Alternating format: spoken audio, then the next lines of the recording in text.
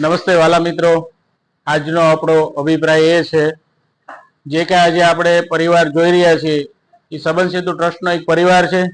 સંબંધ સેતુના માધ્યમથી અમે દરેક વાલીઓને એક નવો સંદેશ આપવા માંગીએ છીએ. સંદેશ એ છે, આજના સમયમાં જે સામસામી સગાઈઓ થાય છે, સામસામા લગ્ન કરે છે, એ ન થાય એના માટેનો આપણો આજે આ પરિવાર એક સાથે મળ્યા છે. આનો મુખ્ય હેતુ એ છે કે સામસામી સગાઈ ન થાય અને સિંગલમાં મેરેજ થાય, એવો આપણો આખો અભિપ્રાય છે. બરાબર, આપણો આજ પ્રોગ્રામ ચાલુ છે.